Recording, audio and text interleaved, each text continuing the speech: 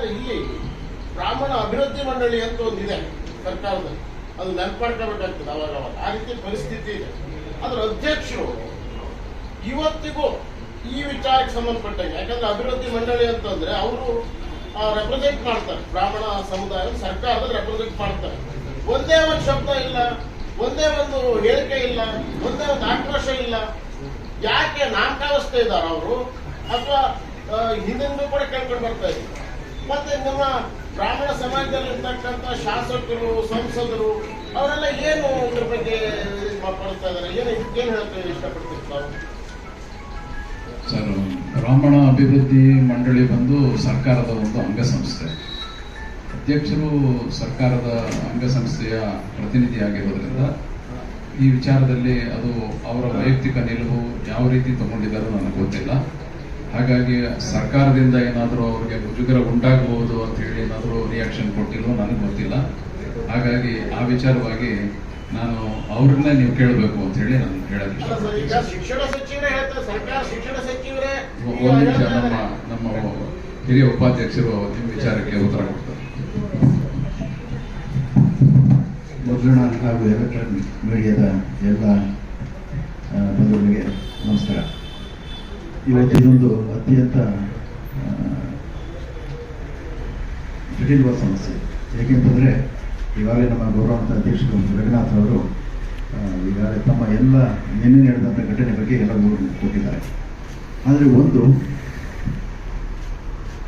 ಬ್ರಾಹ್ಮಣ ಸಮಾಜ ಯಾರು ಏನು ಬೇಕಾದರೂ ಮಾಡಿದ್ರೆ ಅದನ್ನು ಅವರು ಸಹಿಸ್ಕೋತಾರೆ, ಅಥವಾ ಅವರು ತುಂಬ ಉದಾರವಾಗಿದ್ದಾರೆ, ಅಥವಾ ಅವ್ರ ವೀಕ್ನೆಸ್ ಅಂತ ಬಹುಶಃ ಕೆಲವು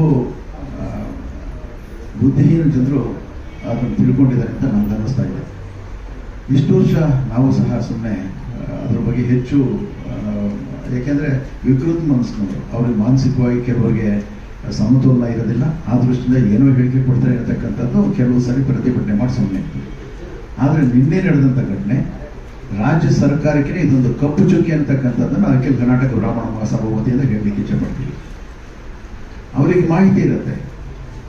ಒಂದು CET ಪರೀಕ್ಷೆ ವಿದ್ಯಾರ್ಥಿಗಳು ಬರೀಲಿಕ್ಕೆ ಹೋದಾಗ ಅವರಿಗೆ ಮಾನಸಿಕ ಸ್ಥೈರ್ಯ ಕೊಡಬೇಕು. ಅವರು ನಿರಾಳವಾಗಿ ಒಂದು ತಿಳಿ ಮನಸ್ಸಿನಿಂದ ಅವ್ರ ಪರೀಕ್ಷೆಯನ್ನು ಬರೀಲಿಕ್ಕೆ ಅವರು ಸನ್ನದ್ಧರಾಗಬೇಕು.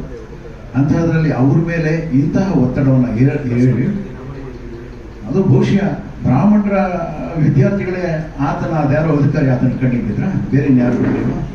ನೂರಾರು ಜನ, ಸಾವಿರಾರು ಜನ ಆ ಪರೀಕ್ಷೆಯಲ್ಲಿ ಹೋಗಿರ್ತಾರೆ ವಿದ್ಯಾರ್ಥಿಗಳು. ಆದರೆ ಪರ್ಟಿಕ್ಯುಲರ್ಗೆ ಬ್ರಾಹ್ಮಣರು ಅನ್ನತಕ್ಕಂಥದ್ದು ಗುರುತು ಮಾಡಿ ಇದು ಪೂರ್ವ ನಿಯೋಜಿತ ಸಂಚ.